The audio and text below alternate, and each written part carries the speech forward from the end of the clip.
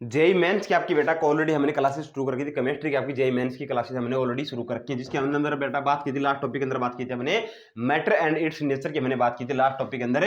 JEE mains की आपकी chemistry की आपकी ऑलरेडी आपकी क्लासेस हमने शुरू कर रखी है बेटा। जेई मेंस केमिस्ट्री की हमने ऑलरेडी आपकी क्लासेस शुरू कर रखी है, और जिसके अंदर हमने लास्ट टॉपिक की बात की थी आपकी मैटर एंड इट्स नेचर की बात की थी। आज हमारा टॉपिक बेटा डाल्टन एज एटॉमिक थ्योरी की हम बात करेंगे।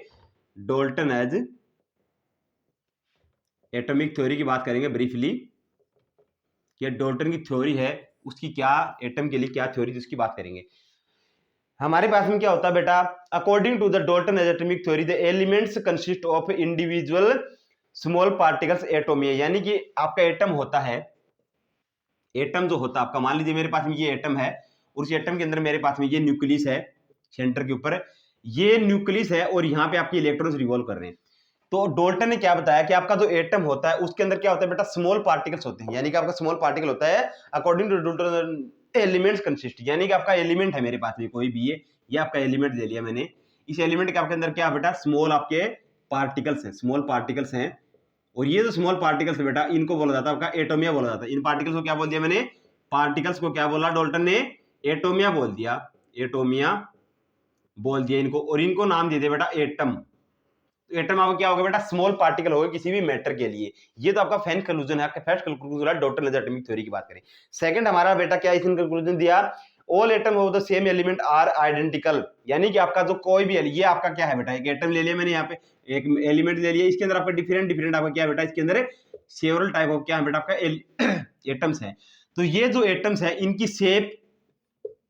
शेप साइज मास, ये बेटा साइज शेप और मास क्या बेटा, इनकी प्रॉपर्टीज की बात करें तो आपके किसी भी एलिमेंट के अंदर जो आपके एटम्स होते हैं, जो सभी एटम होंगे, ऑल एटम्स की हम किसी भी एलिमेंट की बात करें तो उसके अंदर आपकी शेप साइज और मास आपके सभी एटम्स की इक्वल रहती है, आइडेंटिकल रहती है।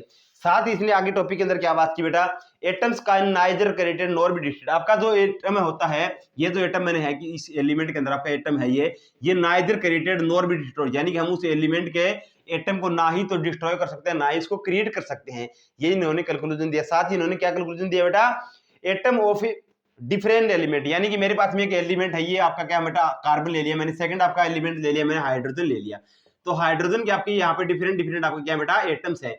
तो हाइड्रोजन के जो एटम हो गए और आपके क्या हो गया बेटा, आपका ये हाइड्रोजन का एटम है और ये आपका कार्बन का एटम है।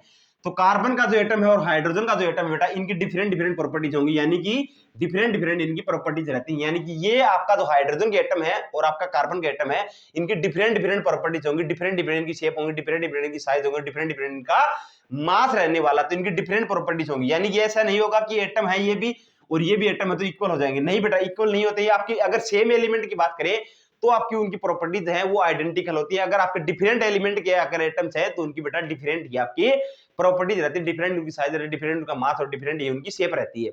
ये बताया आपका डाल्टन ने। Chemical reaction is a rearrangement atoms, यानी कि आपके पास में मान लीजिए मेरे पास में एक आपका हाइड्रोजन ले लिया, एक आपका मैंने ऑक्सीजन ले लिया, और यहाँ पे आपका बन गया बेटा वाटर बन गया, H2O बना दिया। तो यहाँ पे आपका मान लीजिए कि मैंने यहाँ पे क्या यूज किया, हाइड्रोजन का आपका 2 एटम यूज किया और यहाँ पे ऑक्सीजन का आपका 1 एटम यूज किया, तो मेरे पास में टोटल 3 एटम हो गए। यहाँ पे आप कितने एटम है, 1 2 और प्लस 1, यानी कि 3 एटम है। तो हाइड्रोजन और ऑक्सीजन के आपके जो एटम्स है आपके दोनों इक्वल है, राइट हैंड साइड और लेफ्ट हैंड साइड के अंदर किसी भी केमिकल रिएक्शन के अंदर। तो क्या हो रहा है कि आपका सिर्फ एटम्स का क्या हो रहा है, रीअरेंजमेंट हो रहा है, यानी कि पहले वो सेपरेट थे और फिर वो कंबाइन होकर क्या बना दिया, उन्होंने वाटर बना दिया। तो ओनली आपका एटम्स क्या होता है बेटा, केमिकल रिएक्शन के अंदर आपका एटम्स का ओनली रीअरेंजमेंट होता है, यानी कि उनको डिस्ट्रॉय नहीं कर सकते, ना ही उनको क्रिएट कर सकते हैं, ना ही उनका मास चेंज होता है, ना ही उनका शेप साइज चेंज होता है, ना ही उनका साइज चेंज होता है। तो यानी कि उनकी प्रॉपर्टीज आइडेंटिकल होती है। सेम एलिमेंट की बात करें तो अगर डिफरेंट एलिमेंट के हैं तो यानी कि आपका यहाँ पे ऑक्सीजन का एलिमेंट है और उसके डिफरेंट डिफरेंट एटम्स है, तो यहाँ पे आपके हाइड्रोजन के भी डिफरेंट डिफरेंट एटम, तो उनके बेटा प्रॉपर्टीज है वो दोनों की डिफरेंट रहने वाली, सेम नहीं रहती है। हाइड्रोजन के आपके एटम्स है उनकी सेम रहती है, जबकि ऑक्सीजन के आपके जो एटम्स है उनकी डिफरेंट रहती है प्रॉपर्टीज। ये बताया आपका डाल्टन ने। साथ ही आपका क्या बताया कि ये आपके स्मॉल पार्टिकल होते हैं, इंडिविजुअल पार्टिकल, यानी कि उनको देखा नहीं जा सकता, इंडिविजिबल पार्टिकल है बेटा ये बताया आपका डाल्टन। नेक्स्ट हमारा टॉपिक है बेटा concept of atom molecule and elements and compounds की बात करेंगे नेक्स्ट टॉपिक के अंदर। नेक्स्ट आपका टॉपिक है concept of atom, concept of molecule, concept of compounds की हम बात करेंगे नेक्स्ट टॉपिक के अंदर। तो अभी के लिए बेटा थैंक यू सो मच। मंदिर को चैनल को लाइक सब्सक्राइब जरूर करना, बेल आइकन को जरूर प्रेस करना। अभी के लिए बेटा थैंक यू सो मच।